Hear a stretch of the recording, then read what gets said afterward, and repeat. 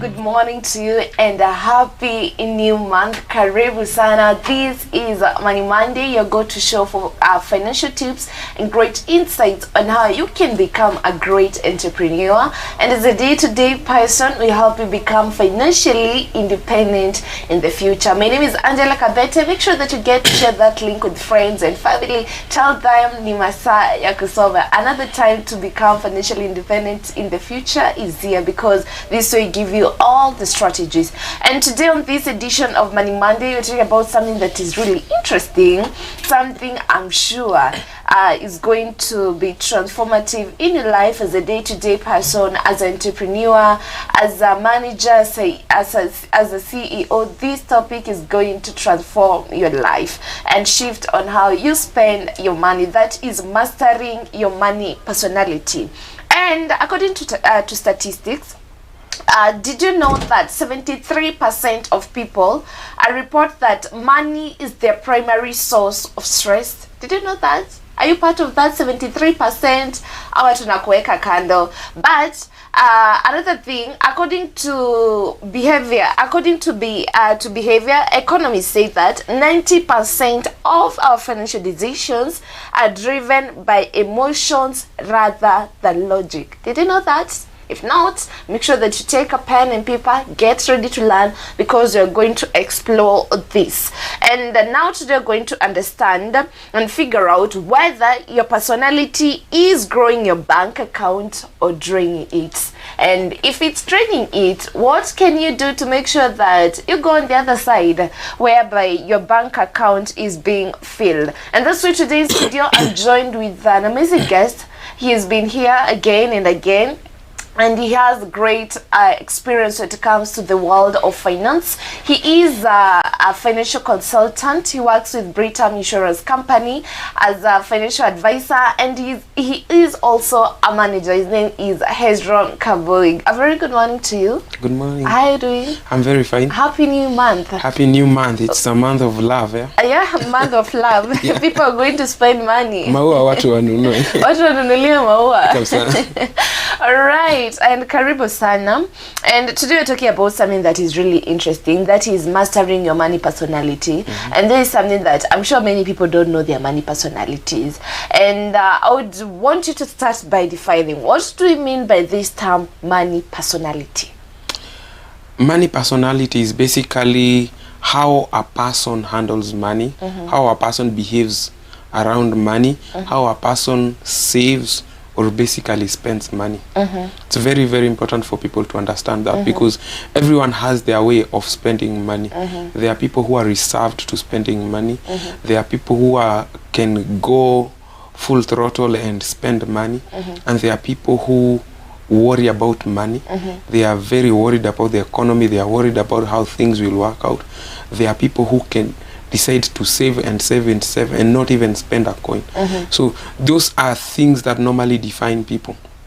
You need also to understand that every money personality has their pros and cons. So every personality has its pros and cons. So very, very important for you. It's very important for everyone to understand their money personality, so that you create a hybrid model that will be able to help you spend right, invest right, and be able to make financial decision rightly. But yeah, that is it. And I love what you've said, that despite having that is the negative side of a personality, it's possible to create a hybrid of it. That's very interesting. And according to statistics of what I've read, statistics says that 75% of people spend their money emotionally rather than logic. So does this mean that money is connected to emotions? Yeah, money is connected to emotion. Money is very connected to emotion. And everyone has a degree of emotion. The way you interact with the environment is the same way you interact with money. People spend emotionally. They can decide to spend because they are happy. They can decide not to spend because they are not happy. They can decide to spend because they hate a person or they do not hate a person. So money and emotions, they are really interconnected. Very, very interconnected. So it's very important for you to understand your emotional dimension to money and how you spend, because that will guide you on making financial decisions. Yeah. Wow, that's very nice. And now specifically, now as we dive deeper this when you're talking about mastering your money personality. How early is money personality formed in a person? Money personality is formed in a person actually from around 8 years. 8 years? Because money personality is connected to the environment that you're basically your personality. Now, if I go a little bit, digress a little bit, we have different personality according to science. We have the sanguine, we have the phlegmatic, we have the choleric, and we have the melancholic. Yeah. These temperaments are configured to a person. Some are genetic, but 70% are dependent on the environment, on how you are brought up, the school that you went to, the working environment that you work in. So from 8 years, immediately mtu ameanza kujijua, you start developing your personality, and that one is interlinked to financial, because you'll find a person who's living in an environment where the dad or the parents are normally safe. You'll find this person will be a very person who won't spend money. If you lived in a family where people spend money, then you realize this person will not have an issue spending money. If you lived in an environment where people budget for money, then you realize that automatically you're able to budget. It's like basically if you go to Hezron right now is a financial advisor, but once I subject myself to in University of Nairobi School of Medicine, within 4 years I'll come out there as a doctor. Sitakuwa na kelele mingi, ni kunyamaza na kukata watu. Why? Because I'm not a doctor, but once I subject myself to a particular environment, it reconfigures me to be able to be able to move to the next level. So that is what happens with finances. So there are people who are depressed from childbirth. You realize they always like to play defense when it comes to matters to do with money. Yeah. It's because of the environment. It's because of the environment. All right. Now, because of that, you can help us know what are these money personalities that we have in different people. The money personalities, now we have several types of money personalities in people. Number one, we have it's compulsive money maker. Very important. And we will highlight all of them. We have compulsive spenders. We have compulsive savers. We have people who are indifferent to money. We have what we call a saver splunger. We have the gamblers. And also we have the warriors. People who worry a lot. Yeah. And let's start with the money makers. How does it look like when it comes to their money? How is it connected on their financial behavior? Now, the money makers, these are kind of people who will spend money because they want to make money. This person doesn't have a problem spending 200 shillings because he knows that I am going to get 500 from it. So every relationship with them, anytime they are removing the money from their pocket, it has to generate more income. If I'm taking a debt, it has to generate more income. If I am earning, I have to consider, even if I'm taking a job or a business, does it add money to me? Then this person will not have a problem, even traveling to Mombasa. As long as he knows it's going to make financial sense, I'm going to add value, financial value to my life. Yeah. And what is the negative side of it? Now, the money maker, what happens now, money makers can abuse people. Yeah. How? This person will stay in a particular relationship with people because he's there for money. This person can do anything to get money. They can even kill because they want. You remember, the end goal is making money. They're sticking to that. That is it. And you cannot stand between them and money. So they are never emotional. Those ones are not emotional. They are a bit tough. It is my way or the highway. If you cannot stand between me and making money, yeah, that is the negative side of it. So in the process of making money, they end up hurting other people as they are making money. But the goal is right. It is business. So any relationship is business. Marriage is business. If I'm coming to job, it's business. If I'm interacting with Angela, it is business. If I'm not making money from you, then I don't have any issue to do with the relationship. So you're finding these people, they tend to abuse other people, or they abuse the relationship that they are under, because kila mtu anajua huyu jamaa anataka kunitumia vibaya. It sounds good to be called a money maker, but at the same time, I feel like the negative side of it, the way it is is much higher. Is there a way that they can control it? Yeah, they can control it. How? They can control it by, number one, just being conscious that in the process of making money, am I hurting other people? In the biblical context, in the process of making money, do I glorify God? Or am I making money, do I just want to make money? Because at the end of the day, money makers are the ones who go to corruption. They get into corruption, they get into scandals, they kill other people. They can do all the crazy manner of things for them to make money. So it's very now that one is an inbuilt personality that a person now needs to be conscious, and it actually happens to every money personality. You need to be conscious of the downs on the other side of the personality, so that you know I am crossing overboard. Yeah, even if it is basically making money, nikifika hapa kuna vile ninakata kona. I need to have limits. I need to have limits. Yeah. That is the word. So I'm going to Nairobi, but remember there are guidelines. You create a guideline. If this is wrong, I will not do it, even if I'm going to make $1 million profit, or I'm going to make $2 million profit. Yeah.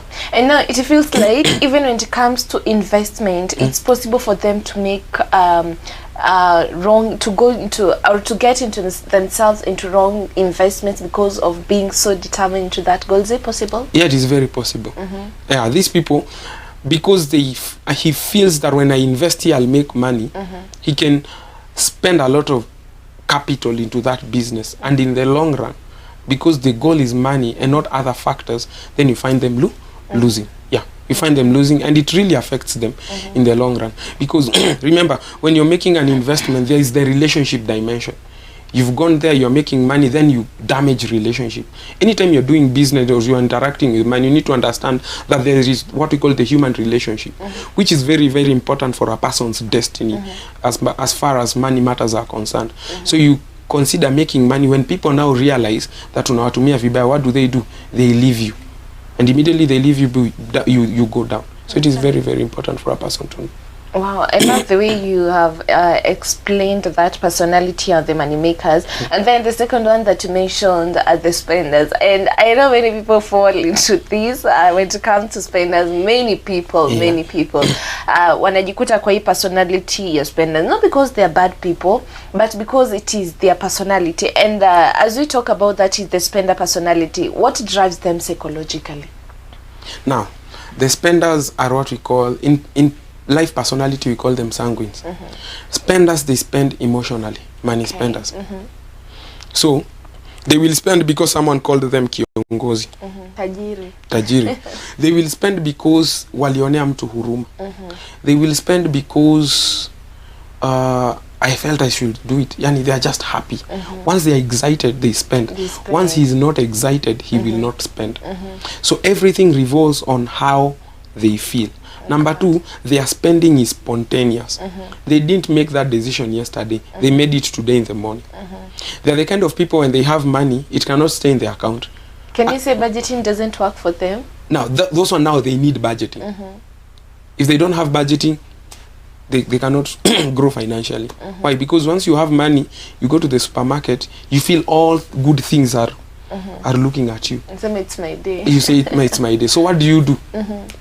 You invest. You go in there and purchase.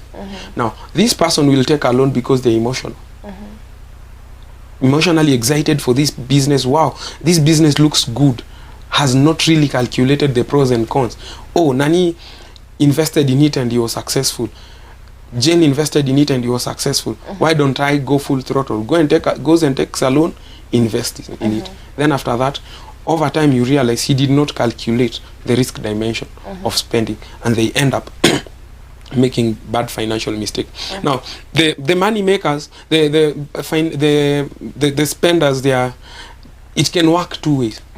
They are very quick in decision making, so it can work two ways. He can invest in a good business and it peaks because they made the decision today, take advantage of opportunity and invest in it because they're emotional. But the thing is, they can also get into financial trouble easily. Another third dimension of them, the spenders, they can get out of a financial mess very fast. Remember, they are spontaneous. Once wanaona this thing is not making sense, they are the first to leave. They leave you, and Woe to you if you are following them, because once they get into trouble, they will leave you in the financial problem. Na yeye ametoka amekaa hapo juu na kuangalilia. So that is how the spenders behave. They are very emotional. I don't know if our viewers can really relate with this. When it comes to that, is the money makers and the spenders. Unajiona uko wapi? And when it comes to the spenders, because that is what we are addressing right now, what is their main strength? Their main strength is speed. Yeah. When it comes to speed into investment, they take advantage of investment very fast. And also getting out of a bad investment, they can get out of a bad investment very fast.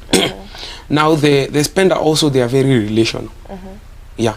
So the most of the time they prefer relating with people. So that is one of their strengths. We can say it's a good thing, because when it comes to networking and businesses, it really work for them, because it's a key factor that is needed in business. Yeah.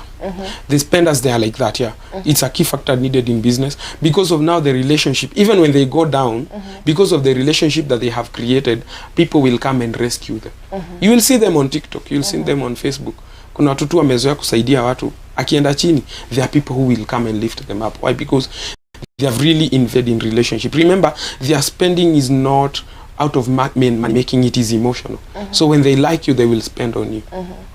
If they don't like you, they won't spend on you. Even if it makes sense. Atakwambia sikukuwa na ifeel. Oh God, that doesn't sound good at all. It doesn't sound good at all. But what are the ways that these spenders can do to make sure that, even if this is their personality, their spenders, what can they do to make sure that they grow financially in the world of entrepreneurship? They are growing and they have limitations. The first thing they need to do, they need to have a budget. And they need to execute the budget immediately they get the money. Not after. Immediately the money comes. It should not pass 24 hours or basically 48 hours without executing 80% of your budget. Because those people, spenders, they will eat rent. They normally spend their rent. They will spend school fees. So those are the people in December, when they go to supermarket, Christmas, yeah. He didn't plan for a big shopping, but once he sees everybody on a trolley, anajamba it is time to rudisha mwili shukrani, atazungusha trolley yote. Na atasema hata school fees January itajisort na Mungu yuko mbinguni, yeah. So the first thing is they need to have a budget. They need to have a budget which will guide them. Number two, they need to be conscious of their personality. I overspend. I can overspend. So because of that, delay in making a decision. Give it a day or two to chew on it. For them, the spenders, right? The spender, yeah. I want to purchase this. Let me sleep over it for a day or two, so that the emotion will subside. Yeah. When people call you kiongozi somewhere, delay spending for a day or two, so that you make a sober decision. Yeah. Because the thing with spenders now, they make the decision, then they regret later. Yeah. So, Wesima, number one, they stick to a budget because it will help them to keep in check when it comes to finances. And often when it comes to decision making, they stay 1 or 2 days before making that decision. Yeah. That will really help them. That will really help. Yeah. Okay. So that, okay, you see, even the spenders, people take advantage of the spender. They know if I trigger this person emotionally and he's excited, what will happen? So it's easy for the people who are surrounding you to know your personality and also take advantage. Yeah, people will know your personality and they will take advantage. We have money makers who know you. You know money makers? They study people. They will know you. This is how you behave with money. So I'll call you kiongozi. I'll paka you some mafuta kidogo. Make sure that you're emotionally okay. Bring a gift to you. After that, you open all the financial valves. I think the spenders really need to listen to this. Unajua tumekaribia Valentine. Kuna watu watavaa kwa mafuta. Exactly. They get themselves spending money because of emotions and everything. But I love what you have said. They really need to have limits and budgeting as well. So we go for a short break. Then we come back. You help us understand the other personalities that you've mentioned, that is savers, the indifferent, and then the savers plans, the gamblers. You know, there's something that is affecting a lot of people right now, and the warriors. So for you, we have tackled that is money spenders, money makers, and the spenders. Ukiangalia hizo mbili, where do you fall? And the good thing with it is that apart from the weaknesses of these personalities, the two personalities, we're giving you a strategy and a solution solution that you can use to create a hybrid of your personality. Please get to talk to us on 0799 200 100. Tell us, what is that one thing that has stood out for you on this conversation on mastering your money personality? We are going for a short break, then we'll be right back with the same conversation. Stay tuned.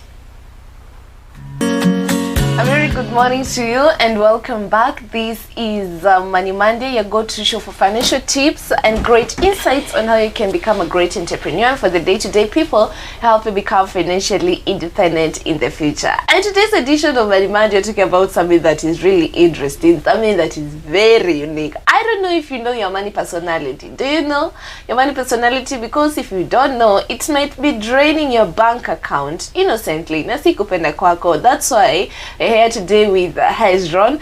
He is a financial consultant and he's also a manager at Britam Insurance Company. He's here to help us know our money personalities. In the first session, he talked about the money makers and about to a little bit on the spenders, and he gave us, apart from talking about the two personalities, he gave us strategies on how you can create a hybrid of the personality that you have so that you can become a great person. And welcome back, Hezron.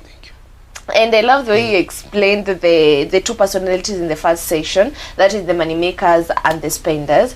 And in the second, on the money personalities in your little patia, you also mentioned the savers. Can you help us understand why we call them the savers? And do we have the extreme savers, or they stick just to be called the savers? Now, when I'm talking, let me talk about, we not only saver, we call them the compulsive saver. Okay. We have compulsive money maker, compulsive spender, and we have the compulsive savers. Now, these are people who save all their money. They stick to budget, not necessarily even sticking to budget. They will ensure that they spend the least and save more. Yeah. Interesting. Now, these people are more defensive. They value money as the source of security. So they feel when I have money, liquid money, then I am secure. Yeah. So it's a good personality to save, but it still has the other side. They cannot make money. They'd rather have idle money than making money. They'd rather go through stress or problems than release the money. And they have the money on their account? They'd rather die with sickness and not spend money. Oh God. They'd rather not pay school fees and not spend the money. It feels like it's not a good mindset, you know, because I feel like from what you're explaining, number one, it's going to limit them from growth. It limits growth, yeah. And also investment as well. Yeah. When it comes to different businesses. So what can they do? How can they strike a balance between saving and growth? Now, saving and growth, this person now needs to be conscious that I need to invest part of my money for me to grow in the future. Remember, the savers don't take risks. They don't take risks at all. For them, I'm working or I'm in this business, I minimize cost at all times. But they need now to be conscious of this personality and open up their money a little bit to spend on investment. Yeah, to spend on people who are adding value. They need to have a dimension of money maker or a dimension of the spender, so that they spend money to bring relationship into their lives, so that they spend money on investment that will generate this other money. Because you realize that the spenders, you realize by the time Atanafika to the age of retirement, they have already predetermined how much they are going to have in retirement. Yeah. And now the problem with the savers is because of the saving, if the area they are saving goes wrong, all their investment goes down. And they cannot build again. They get depressed. They'll actually die. Oh God. Because they have the money, their form of security is gone. These are the kind of people that they have invested maybe in land. They've invested a lot of finances in their bank account, and maybe when a bank really has an issue, or basically KRA comes for their money, they commit suicide. Because their security, their source of life is gone. So they need to be conscious of, number one, diversify their saving strategy. Remember, diversification is key. The Bible says that invest in your money in many trades in the book of Ecclesiastes, and after many days you will reap. Because so it talks about, because you do not know the disaster that will come upon the land.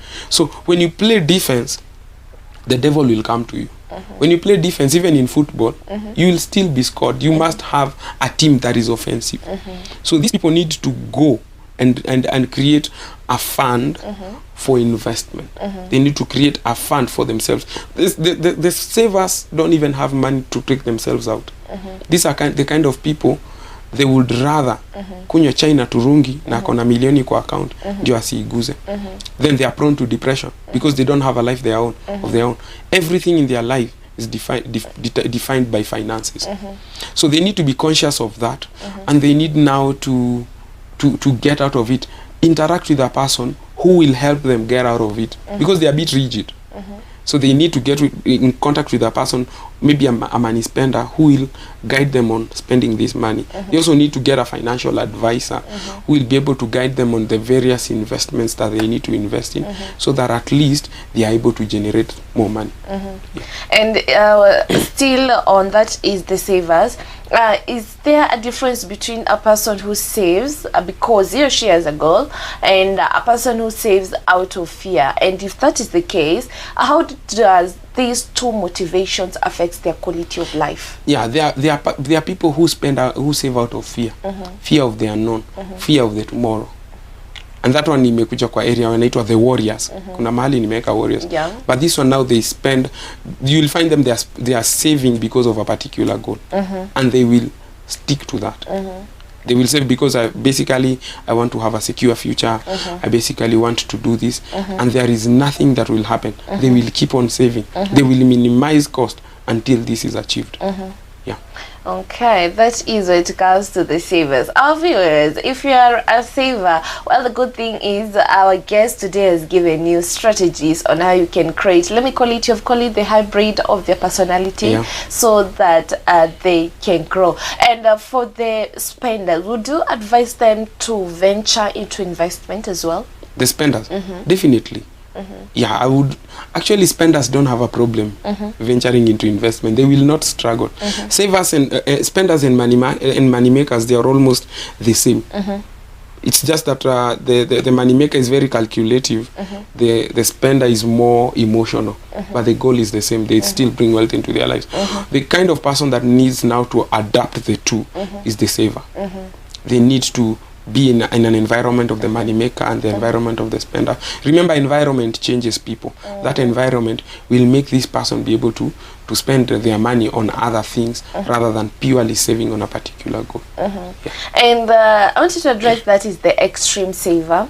A person who spends money, but he or she feels so much pain after spending that money. What would you tell that person? That is a spender. That is a saver. A saver, yeah. A saver, yeah. I always tell people, don't be emotionally attached to money. There's only one thing. I'm a believer, and there's only one thing that will be constant, and that is God. All these other things can leave. So let it, as long as you're spending it on the right cause, let it not hurt you. Yeah. Because at the end of the day, when you spend money, money will come. I think Kikuyu wanasemanga pesa inamulikwa na ingine. That is it. You want to increase money, you must release money. So once you don't spend that money, it will not bring money to you. Because you see, one of the side of the savers now, they don't even spend on relationship. They will not. Oh God. They don't even spend on relationship. And now, because you're not spending on relationship, when you need to increase your wealth, this relationship is what will push you up. You're not spending on the relationship. What will happen? When you're going through issues, or when you need business, you want to rise up, when you need, basically watasema huyu mseni yule mtu stingy, aspendigi, anafanya nini? Anakuondokea.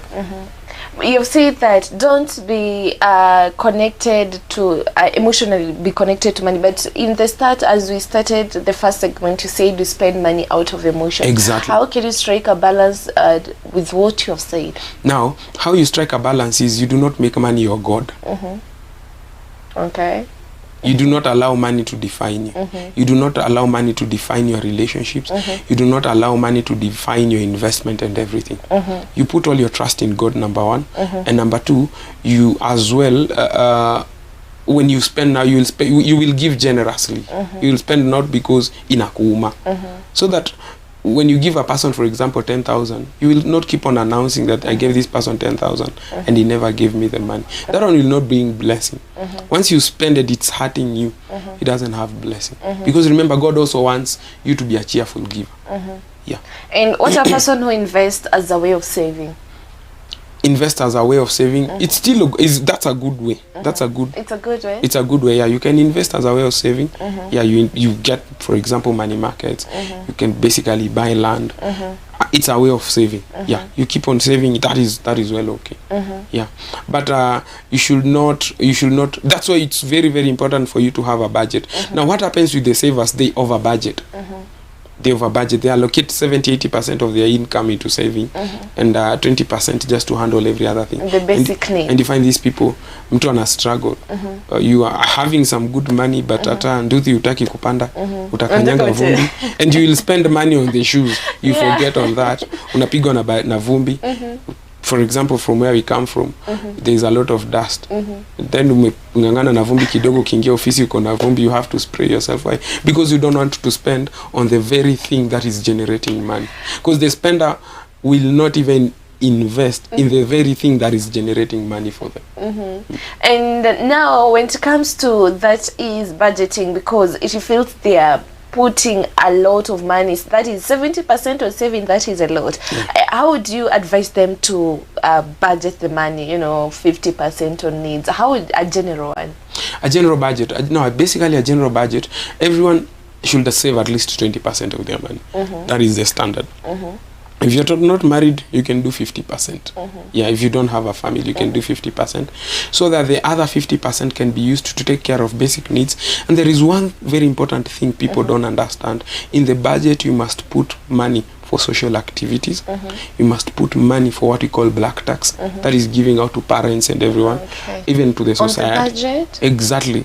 You should even budget on the money that you're supposed to give in church and various charity projects that you're supposed to do. Why? The reason you see now with a conclusive budget, and I think we can handle it on another platform. This budget will be conclusive. If I'm earning 50,000, for example, 20%, that is around 10,000, should go to savings. Religiously, I release it. I can decide maybe like 10%, 20%, another 10% or 20%. I should be saving for maybe taking myself out for a holiday or taking myself out for some few activities, because you need to this money. Nasemanga hii mwili si gari, itafanyiwa service, hainanga repair. The only repair is to make this body happy, so that you go somewhere, take some maji, maybe Mombasa or even here in Nakuru, get a place, swim, sit down, relax, and relieve all the stress. So that you get more energy to spend to make more money. But remember, 20% if you have a family. If you don't have a family, it is good to save at least 50% of your money, because basically you don't really have a lot of, and also take care of the black tax. That is basically supporting your parents, because I know in Africa that's a big problem. Yeah. In Africa, yeah. So take some little money, spend on your parents. Not all your money, you're spending it on your parents and basically relatives, because I always tell people, you're not God. And when you leave this world, they will still survive. And they survived even without you. So also the Bible says, take heed of yourself first. Take care of yourself first. So ensure that you're okay. Yeah. I believe your viewers, you're learning, and to address that is the money maker, tumeangalia the spenders and the savers. From those three, where do you fall, and what has stood out for you on the three personalities? Now let's check the other personality. You called it the indifferent, right? Yeah. And would you elaborate why we call them the indifferent personality? Now, the indifferent personality is the best personality everyone should have. And every model should head up there. Then different personality, they don't make the decision based on finances. They are not worried about money. There are people who think money should not define the way they live and the way they interact with people. Yeah. And there are people in this world who are like that. They are more, they can spend when they want to spend, they can invest, but their decisions in life are not really financially directed. They are like, I mean, yes, I have money, and even if it leaves, my life will still continue. Yeah. That is the kind of mentality that they have? Yeah, that's the kind of mentality they are. And I've really interacted with them. They are like, oh, you want to do this? Let's do it. They don't have a problem with it. They are like, even when they make a loss, they are like, okay, it's okay. I'll still recover again. You see, they are not emotionally attached to money. Yeah. Then we can say they will make really good entrepreneurs, because I feel that mindset, your risk taking, is really a good thing. Can you say that? Yeah. They can take risks. They can play defense. They are very open-minded. But remember, they are not emotionally connected to money. So these are the people. And I always say that most of them are high up in the rank. We call up people like Bill Gates and everyone. Those are people who, I think, they have made it in life, and if now the decisions to do with money is basically about relationship and nothing else to do with making money or basically saving and everything. They have seen it all. Now the indifferent with money, now these are people who have gone up the ladder financially, and they have as well gone down, and they've realized you can go up and you can go down. And now from where they are, they have seen it all. And they are the best to advise you on matters finances, because they can tell you this one itaenda na ikienda, you need to have shock absorbers. They really have good shock absorbers on finances. Nothing will affect them. It feels like it's a trait that each and every one of us needs. And what are the things that we can start doing as a day-to-day person, as a normal person, so that we can have the same traits? Now, the first thing, number one, you need to take the hybrid of the three personalities that I talked about: the money maker, the spender, and as well the saver, so that you scale it up a little bit, so that you become financially stable. When you become financially stable, you enter the what we call that indifferent mode. So what you need to do, save as you can save, be a money maker, and also be a spender. And number two, as you are rising up, remove financial attachment to your emotions. Remove connection to money, so that it doesn't pain you when you lose, so that it doesn't hurt you when your business goes down. Yeah. So you need to take care of that, understand the three personalities, and it's a journey. Indifferent to money, it takes time. It can take 10 years, it can take 15 years. But you need to get to a place of satisfaction where you feel money does not define me. It does not guide my relationship with people, my relationship with God, my relationship with nature. Yeah.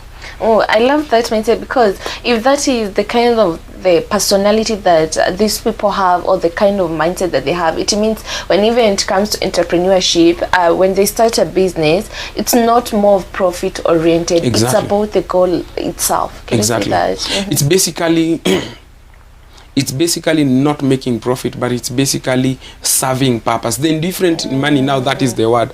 The purpose is more than making money. The purpose is basically serving the creation. And once you get to that level, wealth will come into your life. Because now, God will bring the increase. Because your motivation is not for me to be a billionaire.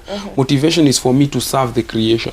Motivation is for me to ensure that children who are disabled, the orphans are taken care of. My motivation is to ensure that this road is right, because people will be using it and they will be thanking God because I exist and because I made it happen. I have seen a lot of billionaires doing that severally, even opening up schools. It doesn't really hurt them. And actually, remember, it's a heart thing.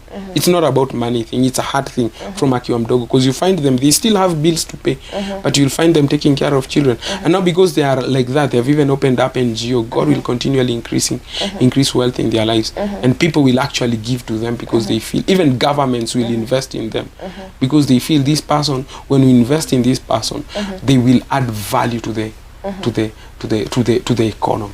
Yeah. Actually, when I was listening to these great people that I listened to, that is Elon Musk, Jack Ma, and also I read a book here, Dr. Miles Monroe. They say the same thing, the art of philanthropy, making sure that you get to serve the purpose and making sure that you get to impact the people who are surrounding you. Exactly. The indifferent with money, they spend because they want the environment to change. And once the environment changes, increase will come into your life.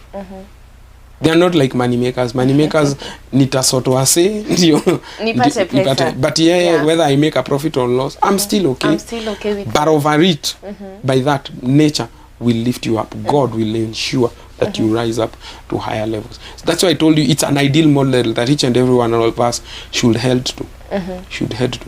So that you're spending you're spending your money maker and your saving is basically to serve the creation of God. And do they have a negative side because it feels everything about them is good?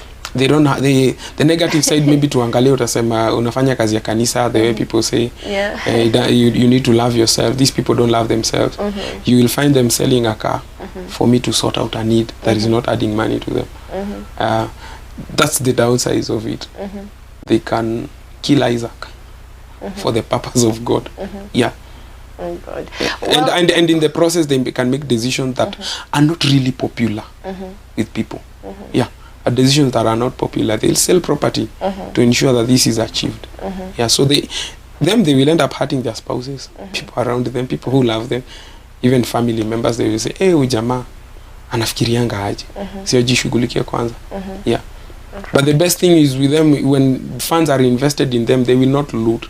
They will not fraud the money. They will spend the money rightly, because they know the purpose of having this money is I need to be a good steward.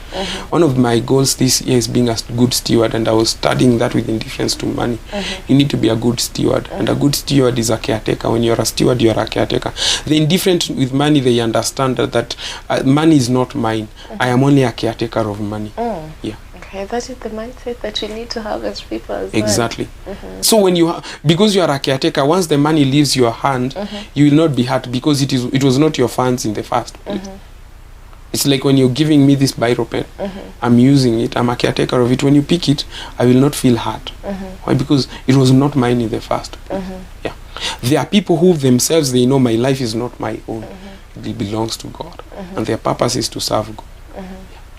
Wow, I love that. And because I think our time is up, these personalities ni mingi sana, because we have that is the savers plunge, we have the gamblers and have the warriors. I don't think time will allow us kumalizia, but from all the personalities that you have mentioned, the money makers, the spenders, the savers, and the indifferent, what are the things, the practical things that you would advise people to pick up from all of these personalities so that we can all grow as people?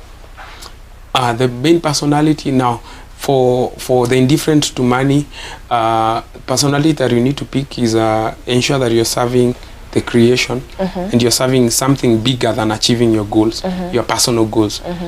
Do you have a goal that is bigger than your personal goal? Take that from the indifferent. Now from the money maker, it's also good to understand that when I'm spending, you're spending for profit. It's good to understand that one. For the saver, you need to save, but you need to understand the amount of money that I need to save. And on the spender, you need to understand that yes, I'm spending, but when I spend this money, does it make sense? Or am I spending emotionally? Am I spending because I am worried? Am I spending because I am happy? Those are the few traits that you need to pick from them. From the spenders, you take risks. Spenders and money makers, they take risks. It is good to take risks. Everything is a risk. Even me walking out of this place and driving is still a risk. It's still a risk. Having the job that I have is still a risk, because I'm not sure whether Britain will exist in the next few years, but I know it will exist. Everything we do it by faith. All right. And what are the consequences of not having and of not getting to know your money personality in 20 seconds? Consequence number one, you will spend wrongly. You will earn wrongly. You will realize that you had a big potential, but because you did not understand, your earnings will not increase. Your spending will as well be haywire. You will not spend right. Number three, you will be in debt because you will not know how to take debts, which is very, very important. Wow, I believe that our viewers have learned a lot when it comes to that is money personality, and really want to hear from you and get to know from the personalities that you have tackled. That is the money makers, the spenders, the savers, and the indifferent. Where do you fall? Have we helped you to know your personality? And if yes, please get to talk to us on 0799200100. I'll be so glad to hear from you. Thank you so much for availing yourself for the show. Welcome. I've really learned a lot, and I believe our viewers have learned a lot as well. You can tell our viewers if they're interested on matters to do with financial consulting, well, they get you. Yeah, thank you very much. As I earlier mentioned, my name is Hezron, and I work with Britam. And what I'll need to tell you is that I'm always available. You can have my contacts, 0712558373. You can always reach out to me anytime that you want, so that I'll be able to give you more guidance on various investment packages that I have and the various areas that you need to work on financially. Yeah. All right, I'm sure watakutafuta. Thank you so much. For our viewers, thank you so much for tuning in for this segment. That is Money Monday, your go-to show for financial tips and great insights on how you can become a great entrepreneur. And for the day-to-day people, we help you become financially independent in the future. Don't forget, it is a wake-up call for you to take an action and know your personality. We've said when you know your personality, you tell if it's draining your account, inakusaidia kuongezea your bank account. Till next time, may God bless you abundantly. Bye-bye.